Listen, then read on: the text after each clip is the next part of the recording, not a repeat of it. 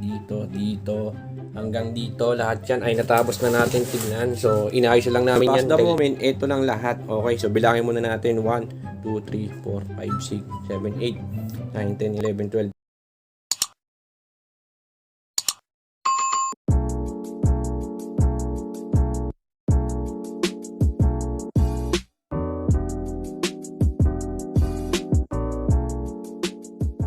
So yun nga mga welcome back to my channel for today's vlog. Bali, tutuparin natin yung isang request na naman na content na sabi ay Naruto Pogs naman yung ipakita natin sa pagkakataong ito. So syempre hindi natin pwedeng ipagdamot yun, ipapakita rin natin kung ano yung mga nare-request sa mga nag-comment sa atin para na rin sa syempre hindi lang ako or hindi lang kayo, di ba, kumbaga idea na rin yun para gumawa tayo ng panibagong content na kayo yung magsasuggest. So wag na natin itong patagal.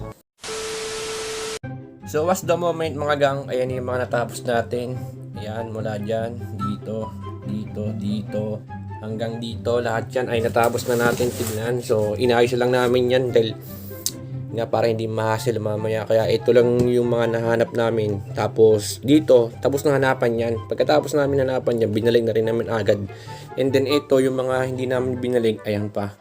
So inayos na rin namin para isang balikan na lang din mamaya pag inayos namin. Okay, so punta tayo dito sa content. So ito lang yung mga nahanap namin dyan sa kahon tsaka dito. So as the moment, ito lang lahat. Okay, so bilangin muna natin. 1, 2, 3, 4, 5, 6, 7, 8, 9, 10, 11, 12, 13, 14, 15, 16. 16 plus 16, 32, 32, 16 plus 16, 32, 33, 34.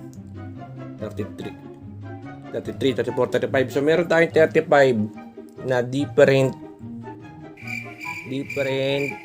Naruto Pogs. Pasensya na, inayos ko konti, hindi ako makapagsalita ng ayos. So ayan. So pagdating dito, ito yung likod, ito yung kanyang harapan. Okay. So nga pala, paliwanag ko lang ulit. Itong isang halera niya, lahat yan ay naka-tube.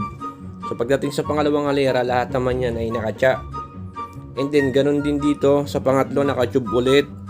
Ayan, hindi. Pagdating dito sa pang-apat, naka-cha. And then, ito naman ay pinacha ko na rin para hindi na masyadong hassle. So, etong Pogs na to, di ko sure kung old model siya, or bago na siguro. Kita nyo naman, di ba?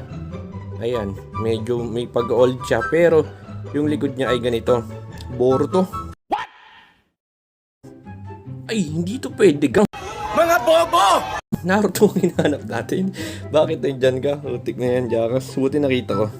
So, palit. Ito. Ito, bago to. Bago. Ito, 50-50. Ito, bago lang din. Lalo to, bago lang din tong ganitong Naruto. Naruto yung guys, hindi lang kita. Pero ayun, Naruto. So, nga pala yung iba, hindi ko sinama. Ito yung dalawang example. Sinama ko lang para makita nyo. So, ito, Naruto yung harapan niya. And then, Pinoy Pog. Okay, so ito, ganito rin tong isang to. Naruto ang harapan, pero pagdating sa likod, di ba? So yung ganyan ay sinama ko lang para may example tayo, guys. So, tapon na natin 'yan. Okay, balik tayo doon sa ating content. So ito, yung mga yan, halo-halo yan, may mga bago, hindi may mga luma. And then kung may tatanungin kayo sa akin, boss, ano yung magandang pamato na ginamit mo sa Naruto Pogs? Okay, sasabihin ko na rin sa inyo. Okay, total lang, dito na rin naman tayo. Sasabihin ko na rin kung ano yung mga ginamit kong pamato sa Naruto Pogs. So, isa na to sa mga ginamit kong pamato sa Naruto Pogs. Kung bakit yung kanyang likod ito, and then yung kanyang harap. Ayan, so madali kasing tandaan. Okay, so ito yung harap, ito yung likod. Okay, tapos yung size ng Pogs niya ay sakto lang sa kamay. Hindi masakit kapag gagamitin mo siya o ititira mo na. Okay, so pagdating naman sa quality, yun nga lang, 5 out of 10. Napakapangit ng ugali mo. So isa yon sa mga nagamit kong pamato sa Pogs. Meron pa.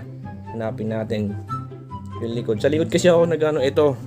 Isa rin to. Itong dalawang to, yun yung mga ginamit ko na pamato sa Naruto Pogs. So, guys, pakita ulit natin bago natin tapusin itong vlog na to. Ayan yung likod ng unang halera. Pangalawa ito, harap. Pangalawang halera.